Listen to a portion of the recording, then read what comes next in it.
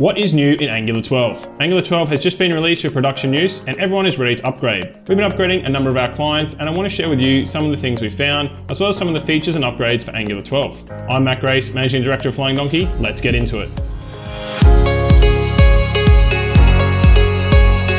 Alright, before we jump into a number of things that have changed in Angular 12, let's have a quick look at what some of the plans have been for Angular over the last few versions. Since Angular 8, Angular has been targeting a new engine internally, and they've been calling this Ivy. Ivy is the next generation compilation and pipeline engine within Angular, and essentially it's going to be moving there in Angular 13, but Angular 12 really moves it forward considerably. You can get an opt-in preview of Ivy in Angular 12, and you see how it's going to work for your code going forward. We strongly recommend that you start opting in for Ivy in this release, so when Angular 13 comes in, the hard work has already been done. Let's look at the next one, default code completion and hints. This essentially is normally called autocomplete, but it has been introduced into Angular 12. This is really going to help developers move more swiftly and faster when coding Angular, and going to make them have less syntax errors as they go through. This is also part of the Ivy change and will improve over time, but this is the first introduction of this completion piece inside Angular. Transitioning away from legacy message ID systems. The message IDs in previous versions of Angular were fragile and prone to error, simply due to whitespace or template issues. It's going to be a move away to a new canonical message ID format, and this is going to help make this much more simpler and less prone to errors. This is a good upgrade, but it is a breaking change, so be careful here when you are changing to these new message ID formats. The next thing in Angular 12 that's been fixed is some controls around the form formatting. Previously, the min and max form attributes were ignored on forms, but now they're actually operational and can be used in form validations. While this sounds like a simple change, again, this is a nice bug that's been fixed in Angular 12 and can really assist you in validation of forms, where getting your data up front is really important for follow-on processes.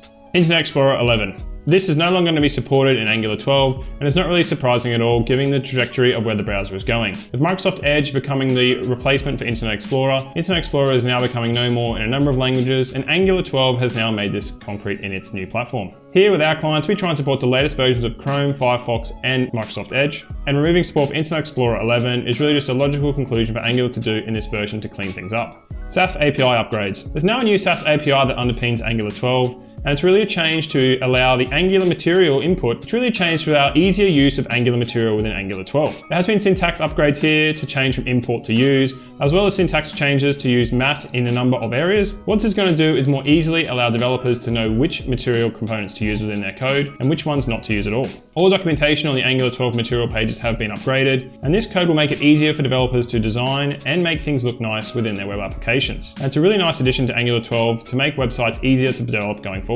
Webpack 5. We discussed this previously in Angular 11, where it was released initially in Angular 11 to be fully released in Angular 12, and here it is. Essentially, Webpack here has now been optimized to only release the libraries and frameworks that are needed in Angular 12 for compilation time. Again, these small wins over time do add up, and this is a nice little feature that's now been made into production for Angular 12. Breaking changes. Now, Angular 12 does have a number of breaking changes, and these are for good reason, particularly around TypeScript and Webpack, where previous versions will not be supported, and syntax changes are going to break code that's already existing. There is numerous migration upgrade scripts, as well as migration guides that you can use to upgrade to Angular 12, and we do follow these here at Flying Donkey, as well as using some of our own lessons learned from the migrations we've run through. Breaking changes are unfortunately sometimes something that needs to happen in order to improve something going forward for the better, and this is what's happened in Angular 12. Just be mindful that you thoroughly test your upgrade after any changes, because be warned that there are breaking changes in Angular 12. So in summary, a general cleanup and push forward for Angular, with the big release of Ivy being the main change in Angular 12, which is really going to change the compilation engine within Angular. A number of nice to have, bug fixes and new features have been added, and it's really going to push Angular forward again.